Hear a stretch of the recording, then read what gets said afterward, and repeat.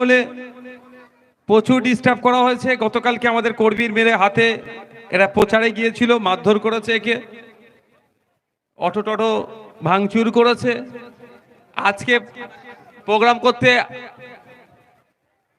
Disturb করবে বলে বিভিন্ন জায়গায় ছোট বড় প্রোগ্রাম নামিয়েছে, শুনেছি নাকি কোথাও আটকাচ্ছে। যাই করুক না কেন, আমি একটা জিনিস কি বুঝি জানেন, আমার যা লোক প্রোগ্রামে আমাদের আসবে তার কয়েক গুণ বেশি ভোট বাক্সে যাবে।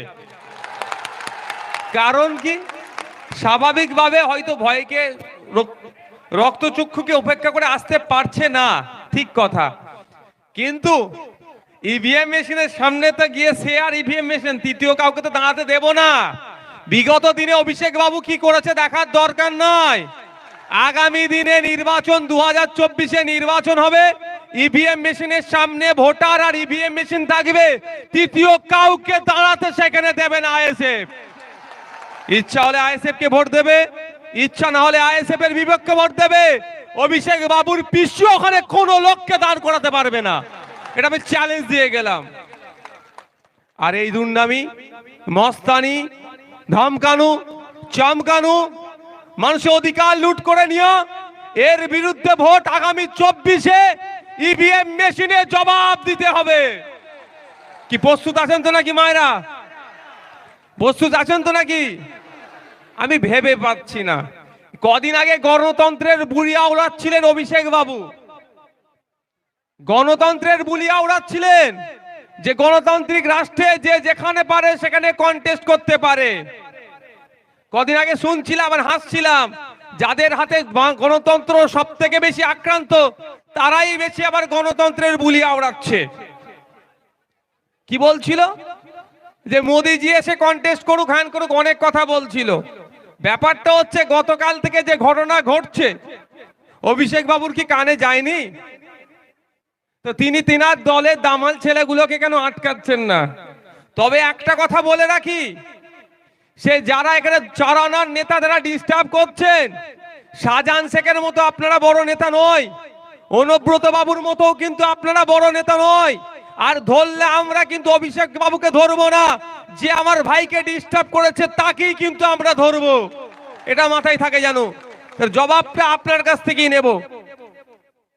আমি ভেবে পাচ্ছি না, গণতন্ত্রের বুলিয়া ওড়াচ্ছে আর গণতন্ত্রকে হত্যার খেলায় এরা মেতে উঠেছে।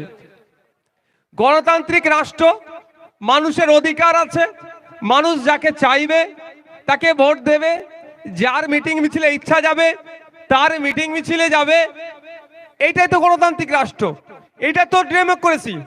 কিন্তু এই ডেমোক্রেসিতে আমরা কি দেখছি, নামে ডেমোক্রেসি দিয়ে রেখে দিয়েছে। পিসি ভাইপো ছাড়া আর কোথাও যাওয়া যাবে না।